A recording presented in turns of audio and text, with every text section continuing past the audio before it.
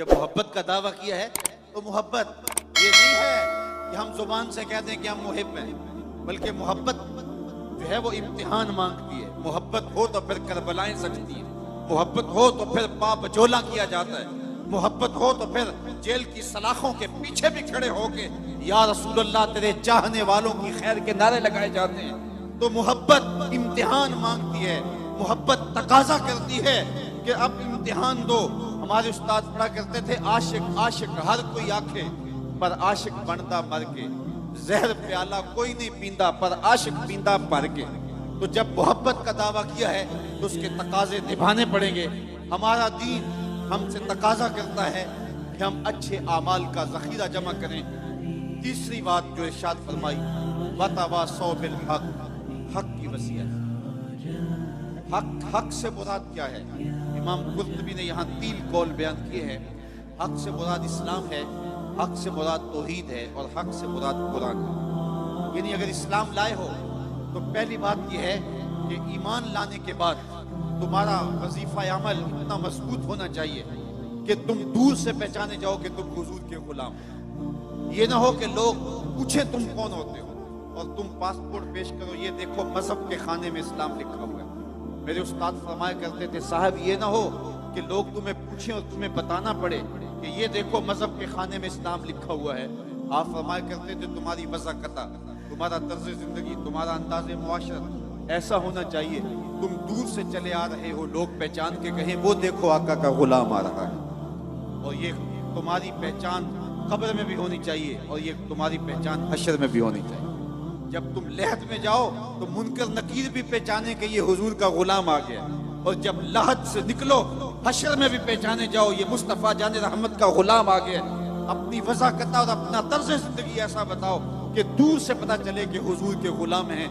नूर आंखों में तो चेहरों पे उजाले होंगे, मुस्तफ़ा वालों के अंदाज निराले होंगे। दुनिया में भी उनके दम से मुकद्दर चमका, महशर में भी उनकी रहमत के हवाले होंगे।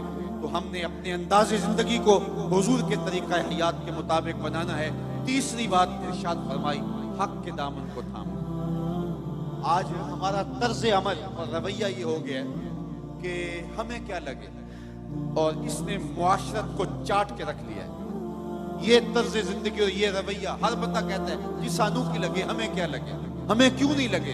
हुजूर ने इरशाद फरमाया, जब लोग कश्ती में बैठ जाते हैं और हर बंदा अपनी अपनी जगह घेर लेता है और उस अपनी जगह का मालिक बन जाता है, और एक शख्स अपनी जगह पे सुराख करने लग जाता है कश्ती के अंदर, तो बाकी अगर कहीं हमें क्या लगे, अपने घर में कर रहा है, अपनी जगह में कर रहा है, अपने घर छाछ बजाए या छल्ली बजाए, जिसका आजकल जो है वो मिसाल दी जाती है, तो वो कश्ती में अपनी ही जगह में सुराख करने लग जाता है। तो सारे अगर ये कहें कि हमें क्या लगे, तो थोड़ी देर के बाद कश्ती में सुराख होगा और अंदर पानी आएगा, ये भी डूबेगा, बाकी भी डूबेंगे। हमदर्दी अपने साथ उसके साथ ये है कि उसका हाथ पकड़ा जाए, उसे रोका जाए ताकि हलाकत से बचाया जाए। जब मुआशरतों के अंदर बुराइयां फैलने लग जाती है तो ये कह के कि हमें क्या लगे, जो करेगा वो भरेगा, जान नहीं छुड़ाई जा सकती। पूरे मुआशरे के मुअस्सर तबके और हर जिम्मेदार शख्स बुराई को रोकने के लिए मैदान अमल में जब आएगा तो फिर सुथरे मुआशरे तश्कील पाएंगे। हुजूर ने इरशाद फरमाया, मन रआ मिनको मुनकरन फलयुगय्यिरहु बियदिही फइल्लम यस्तति फबिलिसानिही फइल्लम यस्तति फबिक़ल्बिही वज़ालिका अदअफुल ईमान। फरमाया, तुम में से अगर कोई शख्स बुराई होते देखे तो वो हाथ से रोके, हाथ से नहीं रोक सकता तो जुबान से रोके, ये ताकत भी नहीं है तो फिर दिल से बुरा जाने, और ये सबसे कमजोर तरीन ईमान की अलामत है। लेकिन हम दिल से भी बुरा ना जाने, हम गुंडे बदमाश और बुराई को फैलाने वाले को झुक झुक के सलामियां पेश कर रहे हों तो मुआशरतों में कभी भी पाकीज़गियां नहीं आ सकती। हम रोजाना अपने रब से वादा करते हैं, व नखलाओ व नतरुको मन यफजुरुक, ये दुआए कुनूत में रोज पढ़ते हैं, ऐ अल्लाह जो तेरे हुक्मों का बागी होगा हमारा उससे कोई ताल्लुक नहीं होगा। आज के इस इज्तिमा में आने वालों, अपनी जिम्मेदारियों को समझो, और इस्लाम ने हमें जो खूबसूरत निज़ाम जिंदगी दिया हुआ है उससे नफा हासिल करके इस मुआशरे को जहन्नमज़ार होने से बचाओ और इस मुआशरे को पाकीज़ा करो। आज ही हम यहाँ निकल रहे थे तो इतनी बच्चियों के जहेज के हवाले से बात हुई तो मुझे एक दोस्त कहने लगा कि मुझे एक फोन आया है कि मेरी बेटी जवान है तो वहाँ मेरी बेटी के लिए भी सिफारिश कीजिए। तो मैंने कहा साहब वहाँ सिफारिश तो नहीं है और वहाँ कुरान अंदाजी है।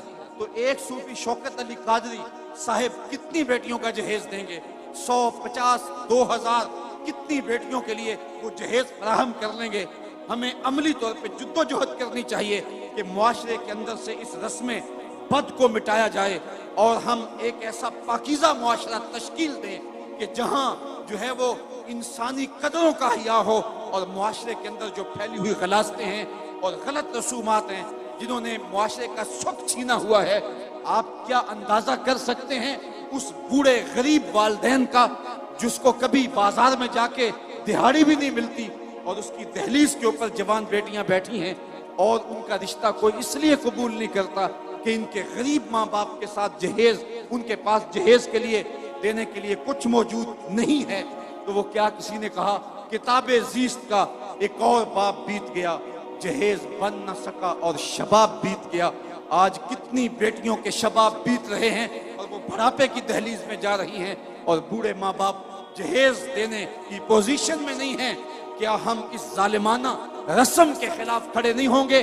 सिर्फ हम ये कह देंगे कि हमें क्या लगे, नहीं मन रहा मिनको मुनकरन फल युगय्यिरहु बियदिही फइल्लम यस्तति फबिलिसानिही फइल्लम यस्तति फबिक़ल्बिही।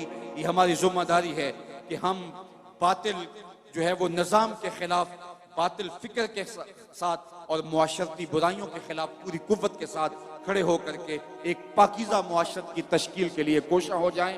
बेमकसद जिंदगी गुजारने का कोई फायदा नहीं। मोमिन की जिंदगी जिसमें वो खसारे से बच सकता है और कौम को इज्तिमाई खसारे से बचा सकता है, वतवासौ बिल हक का जुमरा है। और उसका एक माना यह भी है कि कुरान के पैगाम को आम किया जाए। आज हमारा इल्ला माशाअल्लाह जो हमारी मजमूई फिक्र है वो कुरान मजीद की फिक्र के इबलाग को छोड़ चुकी है। हमारा अंदाज ये है कि कुरान जिस मकसद के लिए नाजिल हुआ था आज हम उसको तर्क कर चुके हैं। कुरान मजीद एक जिंदा किताब है। इतना खूबसूरत निसाब किसी कौम के पास नहीं है। नसाबे हयात, नसाबे जिंदगी, मंशूर हयात किसी कौम के पास नहीं है। लेकिन इसके बावजूद आज हम दुनिया के ऊपर रुसवा हो रहे हैं। इतनी खूबसूरत थ्योरी होने के बावजूद हम रुसवा क्यों हो रहे हैं? इसलिए कि उस थ्योरी के मुताबिक हमारा प्रैक्टिकल नहीं, हमारी जिंदगी उस कुरान की तालीमात के मुताबिक नहीं गुजर रही है। आज दुनिया के ऊपर रुसवाई, जिल्लत हमारा मुकद्दर बन गई। इकबाल ने जब शिकवे की जुबान खोली ना तो शिकवा रब से किया तो लहजा बड़ा तल्ख हो गया।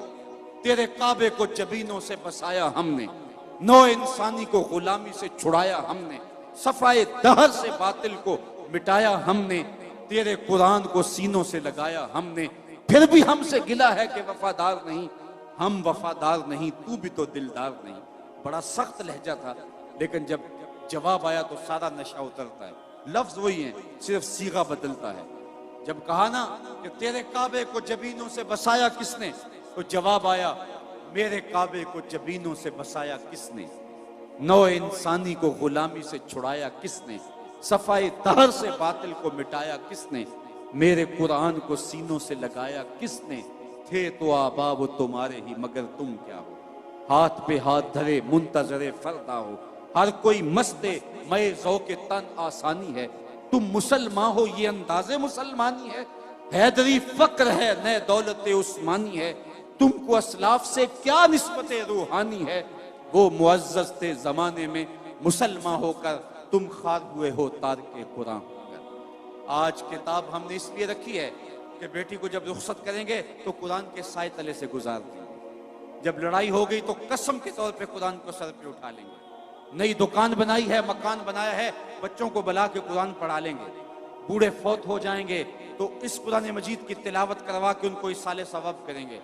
मैं इसका इनकार नहीं करता, कुरान की बरकतें मरने वाले की कब्र में उतरती हैं।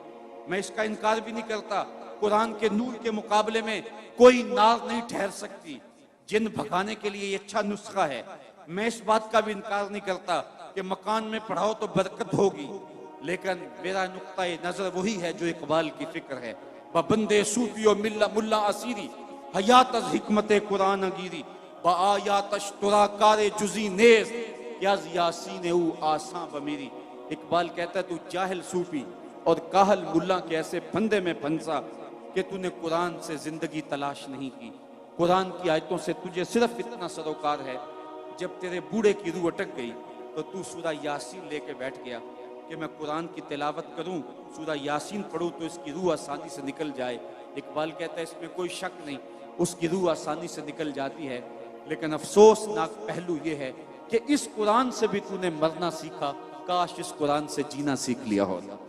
ये किताब जिंदा है, ये हयात आफरी किताब है, इसका लफ्ज लफ्ज हयात देता है, जिंदगी की खैरात बांटता है, लेकिन इस किताब से भी तूने मरने की राहें तलाश की, इससे तूने जीने का रास्ता तलाश नहीं किया। वतवा सौ बिस्सब्र, आखिरी बात कि सब्र के दामन को मजबूती से थाम लो। सब्र के दो मारूफ मफहूम हजरत मुफस्सिरीन ने बयान किए हैं। एक तो यह है कि राह हक में चलने से जो तकलीफें आती हैं उस पर सब्र किया जाए, पुरखा राहें देख करके अपने आप को समेट ना लिया जाए, बल्कि जब राह दीन में तकलीफें आएँ, अजियतें आएँ, मुश्किलें आएँ तो आगे चलता रहे, अपने उठने वाले कदमों को पीछे न हटाए। तू रहनवर्द शौक है मंजिल न कर कबूल, लैला भी हम नशी हो तो महमल न कर कबूल। जितनी तकलीफें राह हक में पैगंबरों को आई हैं उतनी तकलीफें किसी को नहीं आई। मेरे और आपके आका और मौला हुजूर नबी रहमत सल्लल्लाहु अलैहि वसल्लम ने इरशाद फरमाया, जितनी तकलीफें मुझे मिली हैं किसी रसूल और पैगंबर को नहीं मिली हैं। तो इस रास्ते के अंदर आगे चलो, दुख आए, तकलीफें आए, राह खुदा के अंदर अजियतें पहुंचे, उनको बर्दाश्त करे, सीने से लगाए। हजरत इमाम राजी ने लिखा है कि मक्के से लेकर ताइफ तक 70 ऐसे नबियों की कब्रें हैं जिनकी वफात सिर्फ भूख और प्यास की वजह से हुई। आज मैं और आप दीन के लिए कोई तकलीफ बर्दाश्त नहीं की, खामखा कहते हैं कि दीन के ऊपर चलना मुश्किल है। पहली बात तो मुश्किल है ही नहीं, और दूसरी बात हमारे लिए कोई दूसरा ऑप्शन ही नहीं है। सब्र का जो आखिरी मफहूम हज़रात मुफस्सिरीन ने बयान किया है वो ये है कि दुनिया की जिंदगी में चलते हुए कभी दुख भी आते हैं,